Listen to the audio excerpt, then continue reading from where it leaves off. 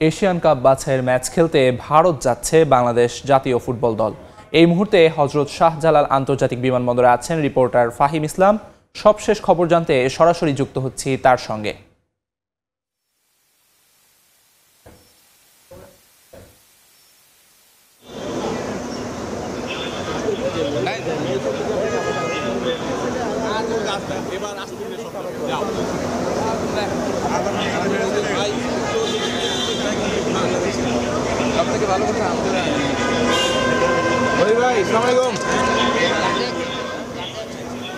এখানে হাত ধরেন, এখানে হাত ধরেন।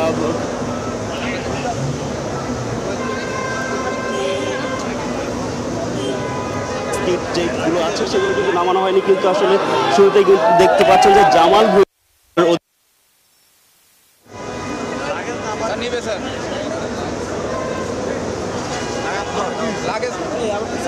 লাগেজ পরে নিবে।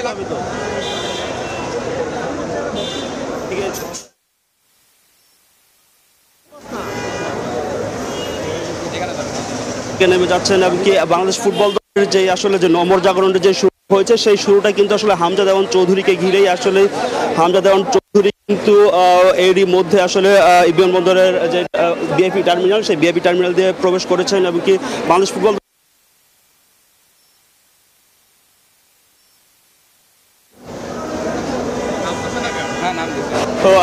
বুঝে নিচ্ছেন এবং কি সেগুলো নিয়ে কিন্তু বিমানবন্দরে প্রবেশ করবেন। আমরা দেখতে পাচ্ছি যে আসলে এক ফুটবলার আসলে কিন্তু তাদের যে সহ কাজেম শাহ, মিতুল মার্মা গোলরক্ষক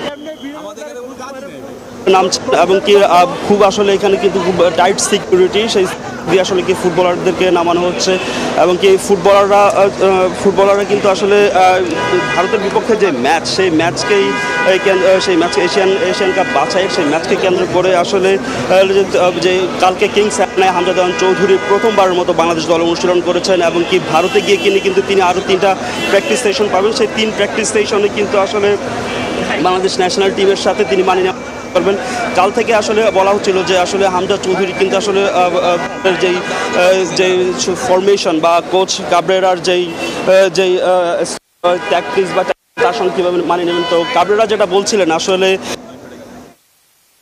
খেলোয়াড় তিনি ইংলিশ লিগে খেলেছেন, লেস্টার সিটির হয়ে FA কাপ জিতেছেন এবং কি শেফিল্ড ইউনাইটেডের হয়ে খেলছেন। তো আসলে হামজার জন্য সেটা আসলে কোনো বড় কোনো ম্যাটার কি ভারতের বিপক্ষে আসলে জয় নিয়ে আসলে দেশে ফিরতে চায় বাংলাদেশ ফুটবল দল, কালও সেটা বলছে। তো শাহজালাল আন্তর্জাতিক বিমানবন্দর থেকে বাংলাদেশ দলের ভারত ভ্রমণ নিয়ে এই ছিল আমার কাছে। হযরত শাহজালাল আন্তর্জাতিক বিমানবন্দর থেকে সরাসরি যুক্ত ছিলেন সহকর্মী ফাহিম ইসলাম।